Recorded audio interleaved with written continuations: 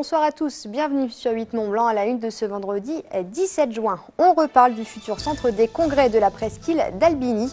Le rapporteur avait émis un avis défavorable. Les élus, eux, ne l'entendent pas ainsi. Jeudi prochain, ils voteront en faveur de sa construction.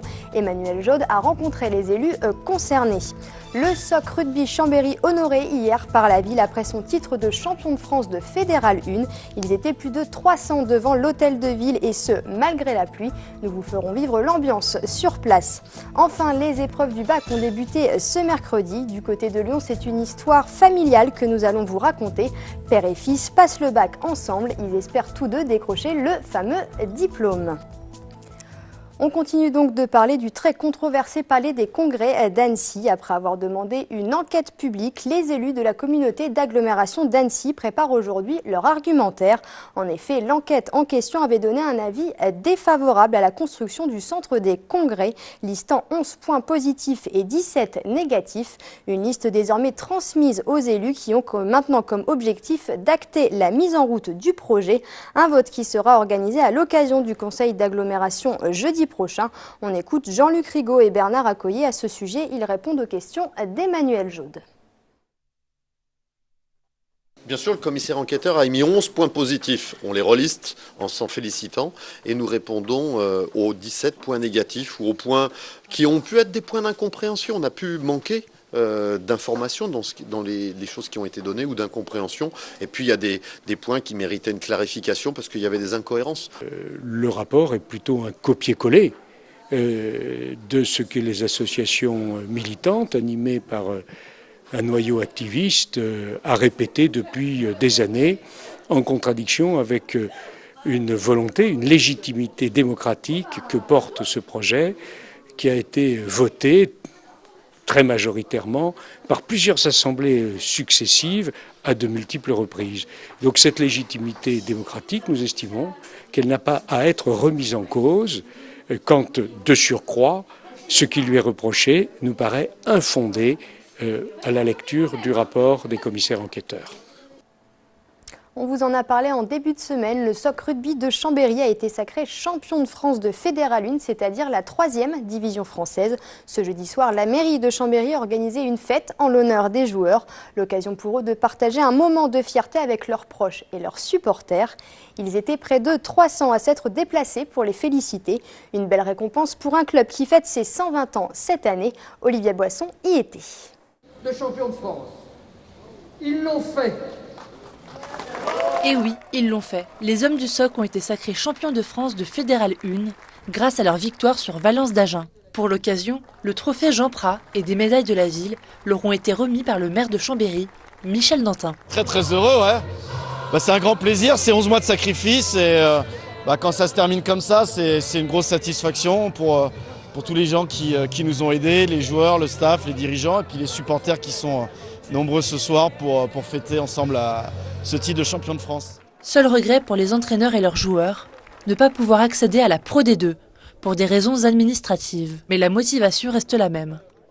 L'objectif pour Chambéry, c'est essayer d'accéder à la Pro D2. Après, le problème, c'est qu'on ne sait pas de quoi va être fait la saison prochaine, au niveau du calendrier ou du championnat. Donc c'est un peu délicat pour l'instant. Donc on verra ça dès que ce sera sorti. Les 15 joueurs du SOC sont sûrs d'avoir le soutien inconditionnel de leurs supporters. 200 d'entre eux étaient présents pour fêter la victoire, comme Jean-Pierre, qui soutient l'équipe de Chambéry depuis plus de 50 ans. C'est extraordinaire. Le club est une grande famille et ça, l'entité de cette façon de faire à Chambéry reste Chambéry. Et c'est pour ça qu'avec les deux coachs qu'on a, qui sont extraordinaires, qui nous ont fait quelque chose, qui ont fait que ça marche aussi bien. Aujourd'hui, on a montré que le travail payait. Il y a quelques semaines, le SOC fêtait ses 120 ans. Cette victoire est donc une belle façon d'honorer leur anniversaire. Sport toujours, mais avec du foot cette fois-ci. Vous n'y avez pas échappé, l'Euro a débuté la semaine dernière. Petit hic, la diffusion des matchs aux terrasses des cafés et des bars. Le ministre des Sports l'a interdit avant de rétro-pédaler et de dire que la décision reviendrait au maire. À Annecy, on a choisi de dire oui aux diffusions. André Munier, maire adjoint, rappelle que la circulaire du ministère de l'Intérieur précise seulement qu'il est interdit de rassembler des supporters sur le domaine public dans la mesure où il n'est pas possible de les canaliser. Pour le maire, l'incirculaire n'inclut donc pas les terrasses privées. Or, la décision d'Annecy ne concerne que celle-ci. Je vous propose de l'écouter. Il répond à Julie Marchand. Nous avons longuement réfléchi, si vous voulez, et nous avons effectivement convenu que pour tous les matchs de Coupe d'Europe, ils auraient l'autorisation de mettre sur leur terrasse une télévision. La condition essentielle, c'est qu'à 23h, la télévision soit éteinte. Aujourd'hui, je peux dire que ça fait maintenant 10 jours que la compétition européenne a commencé. À mon niveau, je n'ai eu aucune réclamation de quiconque, ni de riverains, ni de personne, sur, des mouvements qui auraient pu perturber ces installations. Alors après, il est clair j'ai voulu exiger qu'à 23h, la télévision soit fermée, en tout cas, et puis après les huitièmes de finale, on verra, si des fois il y a des matchs qui ont des prolongations, on ravisera à ce moment-là, Voilà.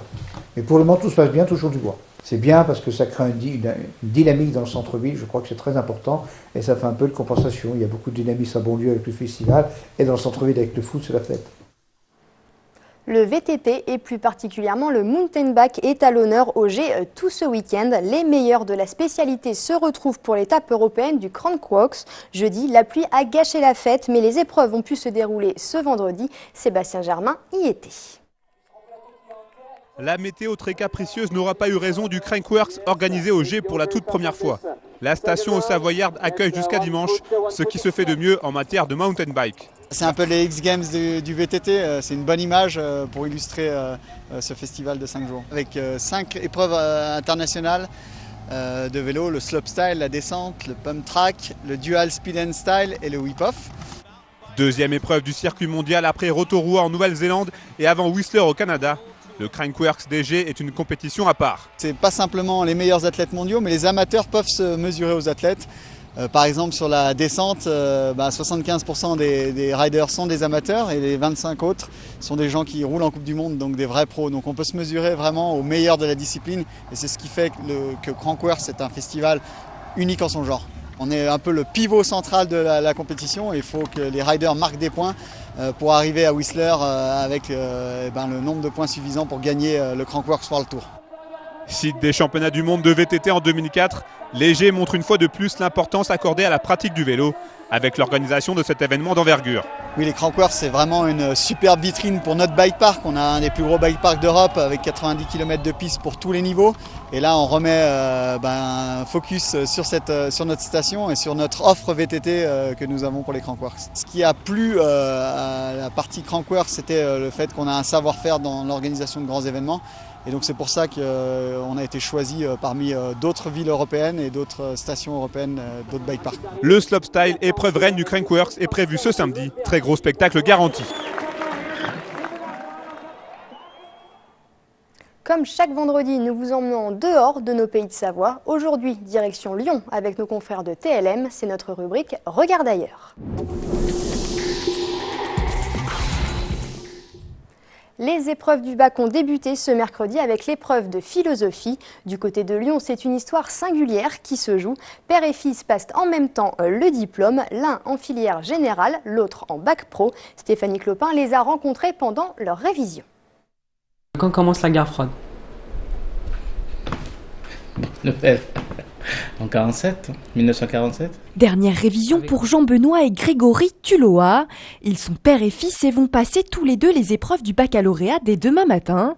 Pour Grégory, 16 ans, ce sera le bacal. Pour son père, 40 ans, un bac professionnel vente.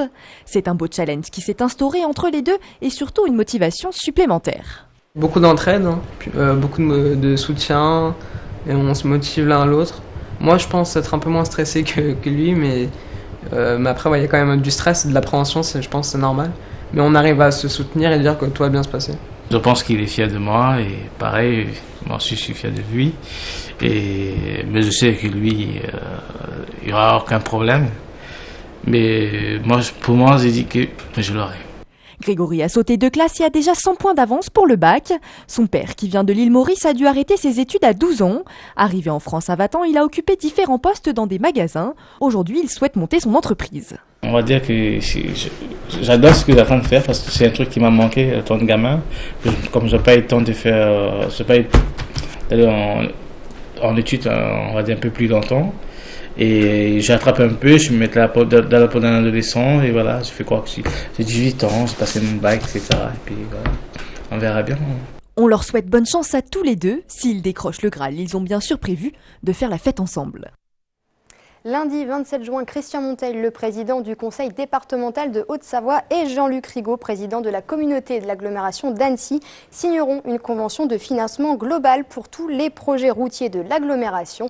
Les deux collectivités se sont engagées sur un montant de 430 millions d'euros, 275 millions pour le département, 155 pour l'agglomération. Cette convention répartira également les maîtrises d'ouvrage pour chaque projet. On termine ce journal sur des images de la séance de dédicace de l'équipe du film Le Monde de Dory, qui était projetée en avant-première aujourd'hui à 17 h à Bonlieu. Comme vous allez le voir sur ces images, elle a attiré beaucoup de monde. La suite du Monde de Nemo sortira en salle le 22 juin prochain. C'est la fin de cette édition. Merci à tous de l'avoir suivi. Vous pouvez retrouver ce journal sur notre site internet. Juste après, c'est Rhône-Alpes Actu. Lundi, c'est Fanette de Buisson que vous aurez le plaisir de retrouver. Bon week-end et à bientôt. You're drunk with we fly so high. Let's sail away.